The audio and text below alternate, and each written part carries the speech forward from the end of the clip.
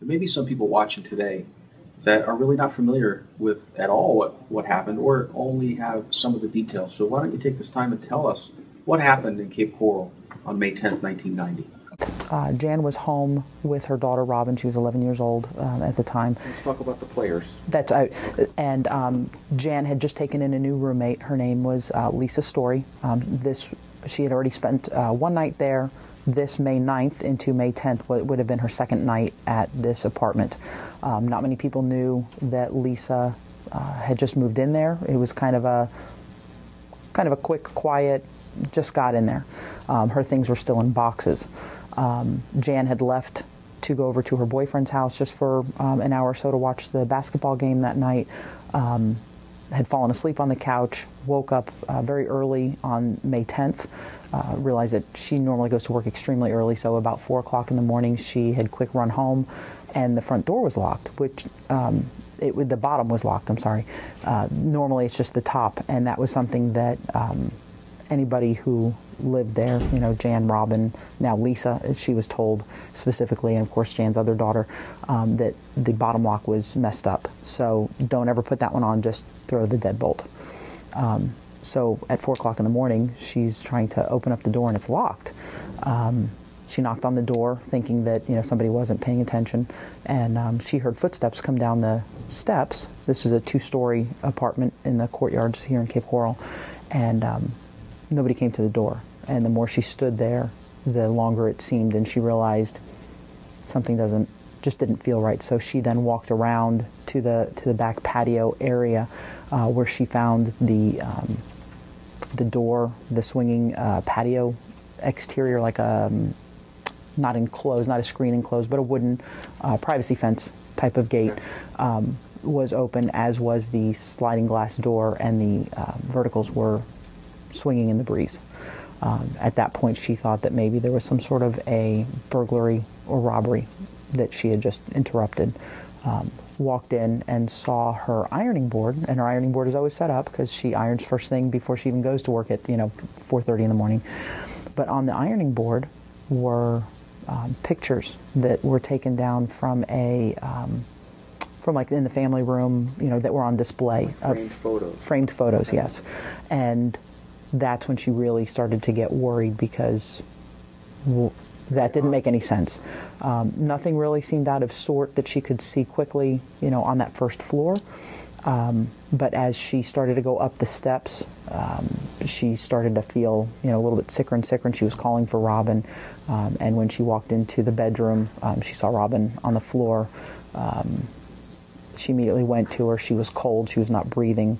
She was screaming for Lisa to come and help. Jan was able to get the phone and call 911. Lisa still was not coming. Of course, first responders, the police officers were there first, and then medics, and realized, of course, at that point that Robin had been killed. And she had asked something about, what about Lisa? Where is she? She didn't even realize Lisa also had been killed. Both of them had been smothered. Lisa was found in her bedroom, smothered, and Robin also. Robin was in her Robin was in, yes, Robin and Jan shared a bedroom. Since Lisa had moved in, Lisa had her own room. It was just 2 bedrooms. Appeared to be ransacked upstairs. Every drawer was opened. The closet had been, completely dismantled and taken apart, as though maybe someone was looking for something. Certainly, of course, there's a couple different schools of thought as to whether it was a robbery gone bad. Were they actually there looking for something? Is it to throw investigators? There were a few items that later were determined to have been taken, besides obviously the lives of the 2 females that were there. But there were some items that seemed to have been taken, and also an item or 2 that were left there at the scene. And those are our clues. From the apartment. What was taken? It seemed as though a lot of it dealt with Lisa. Lisa's driver's license was taken. Some credit cards were taken, as well as a watch. Lisa had a boyfriend that she had just had a watch, that she just bought a watch for and had it inscribed. In fact, she had just shown it that evening on the 9th to Jan, because she was going to give it to her boyfriend for his birthday that day on the 10th. So she was wrapping it, or had the wrapping paper. Well, at the scene, the wrapping paper was found, but the watch was taken. Obviously, that's important, and we've never, to this day, 21 years later, have ever found that watch. Credit cards have not been used either. So whether those items were taken as trophy type items, certainly we don't know that. You mentioned the watch with the inscription. Do you remember what it said?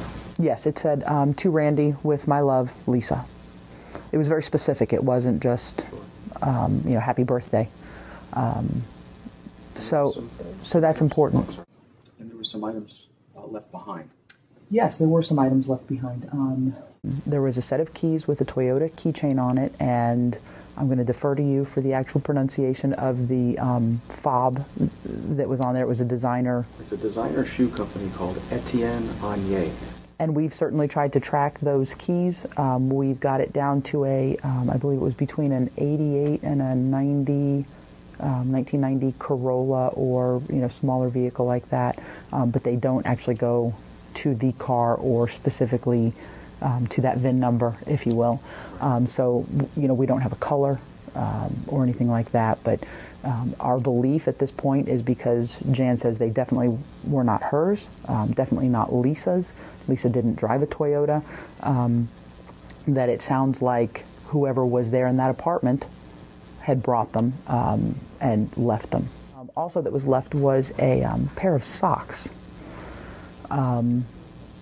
that were downstairs in the kitchen type area, as well as the tag from the watch itself.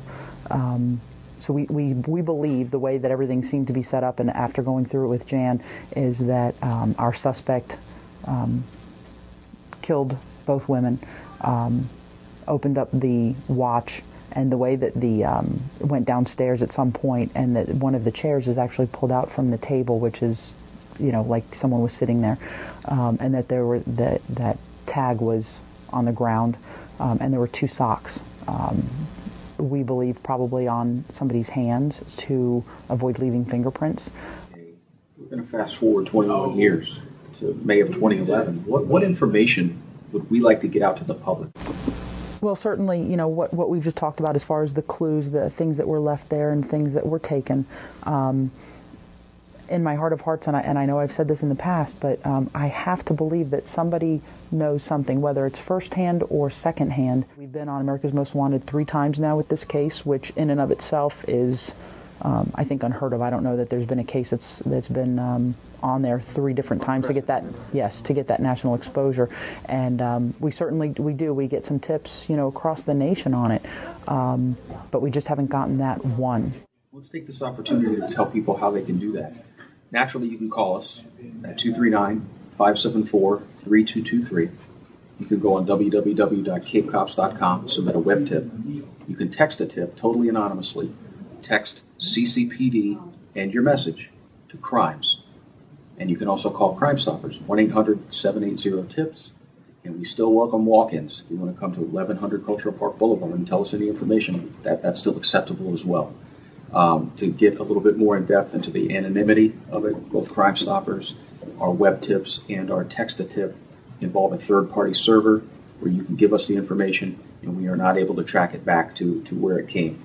And that's a very important part for some people who are apprehensive, and we understand that, so we don't want to eliminate your information. So please use those avenues and give us any information you can.